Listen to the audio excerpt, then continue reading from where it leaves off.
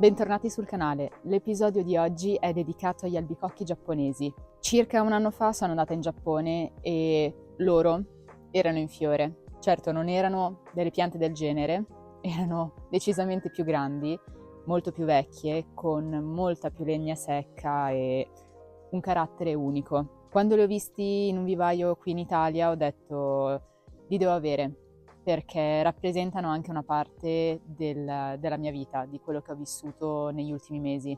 E quindi oggi siamo qui perché hanno bisogno di diverse lavorazioni. Gli albicocchi giapponesi fanno parte della famiglia delle rosacee ed è per questo che non ne troverete tanti in Italia, ma in generale a livello europeo, proprio perché la loro importazione è vietata. Purtroppo a livello radicale possono trasportare molte malattie. Queste due piantine in particolare hanno bisogno di diverse lavorazioni partendo da un trattamento per la cocciniglia. La cocciniglia è un rincote, se non sbaglio, sì. Ci sono diversi metodi per poter curare la cocciniglia. Possiamo fare un trattamento chimico oppure addirittura un trattamento con dei liquidi biologici come può essere l'olio di lino, quindi ci sono tante misure che possiamo adottare. Quella che farò io oggi per queste due piante in particolare sarà semplicemente una pulizia manuale, quindi con un panno o con una pinzetta andrò a rimuovere poi le cocciniglie che sono presenti sul tronco. Dopodiché, dato che questa in particolare è stata semplicemente appoggiata all'interno del vaso, andrò ad effettuare quello che è quasi un falso rinvaso. L'altro lavoro che voglio fare è andare a pulire un pochettino la legna secca e per questo utilizzerò un apparecchio molto interessante che non vedo l'ora di utilizzare e poi andrò a sfoltire un attimino la chioma, quindi sarà un video intenso, lungo, necessario. È un periodo dell'anno particolare, siamo a metà gennaio, so che i rinvasi in questo periodo non andrebbero fatti, però dato che devo fare diverse lavorazioni, quale anche alleggerire la chioma, mi va bene rinvasare adesso, trattare leggermente le radici per poi proteggere comunque le piante. Iniziamo.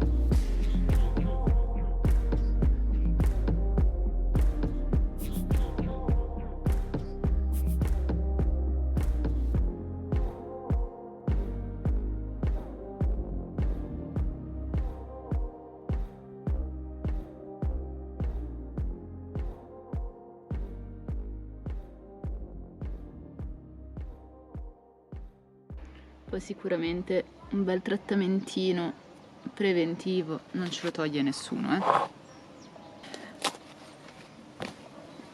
Ho lavorato la legna secca, non l'ho lavorata troppo perché non mi interessa avere chissà quale effetto drammatico.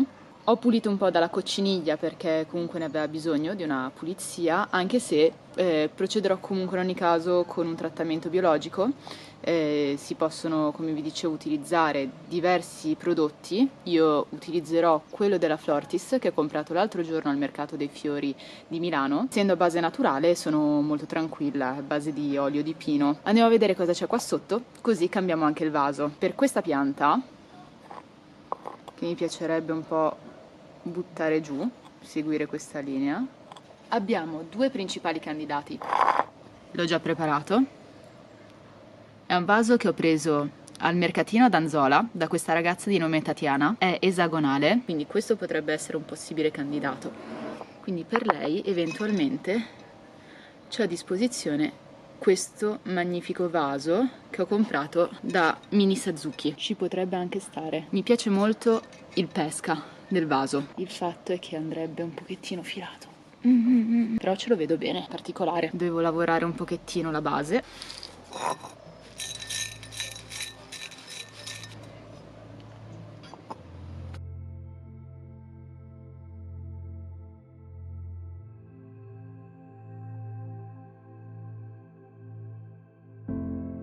Non voglio rovinare le radici del Prunus, anche perché siamo in fase di fioritura, quindi pian pianino procediamo col rimuovere e non vado a danneggiare più del dovuto.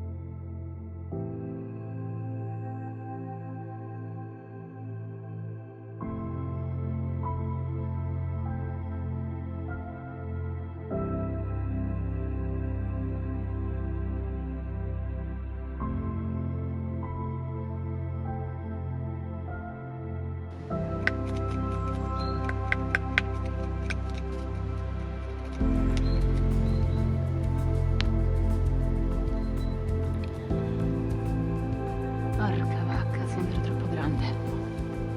Troppo piccolo. Questo troppo piccolo. 8 per questo. Vediamo un attimino. Speriamo.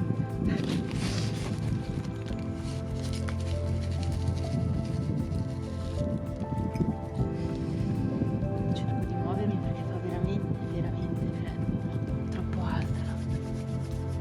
Porca vacca. Bello però. Sta molto bene. Allora, sia questo che questo erano troppo piccoli, quindi ho deciso di usare un Koyo che ho preso in Giappone. Sistemo di nuovo tutto quanto, preparo il vaso e rinvaso la pianta.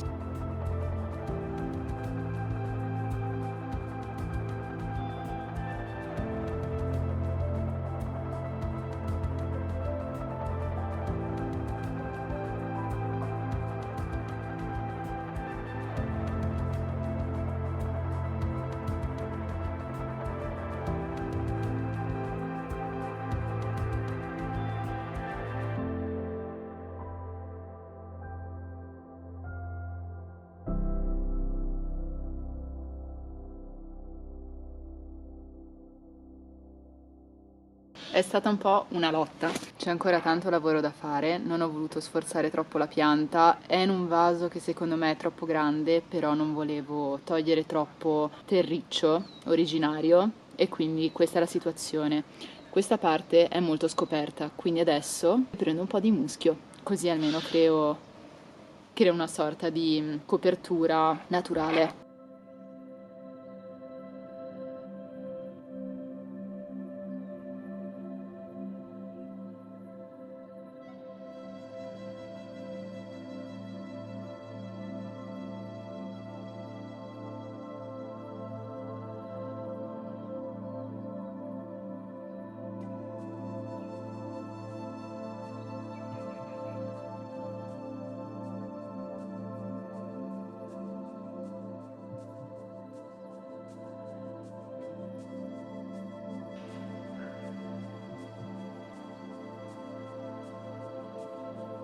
Sto mischiando diversi tipi di muschi in modo tale da creare un effetto più naturale.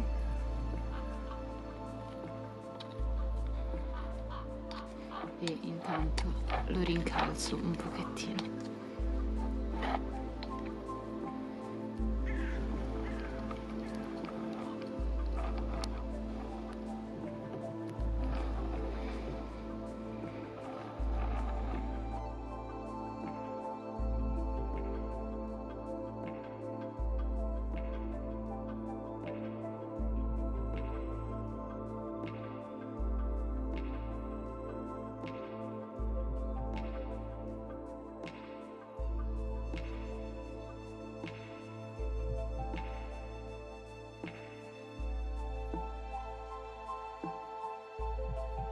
Come avete visto è stato un rinvaso un pochettino più faticoso, non solo per le temperature, ma anche perché essendo una sorta di falso rinvaso non ho voluto toccare troppo le radici. Quindi di 2 vasi che mi ero messa un po' così a disposizione, alla fine ne ho dovuto usare un terzo. Ho scelto un vaso Koyo, piace veramente tanto come colore, l'avevo comprato in Giappone ed essendo un pochettino più grande, più profondo, riusciva ad ospitare meglio la zolla della pianta, che appunto è stata toccata il giusto, forse ho azzardato un attimino di più. Le lavorazioni da fare sono ancora tante, devo ancora filare la pianta, devo ancora sistemarla meglio come voglio io. Direi che crescere con un pochettino più di terriccio, un pochettino più al caldo anche, piuttosto che essere messa dentro così in un vaso diverso, decisamente diverso, non rendeva giustizia alla pianta, quindi preferisco che stia così e che cresca tranquillamente per il prossimo anno. Poi magari l'anno prossimo rivediamo il rinvaso, però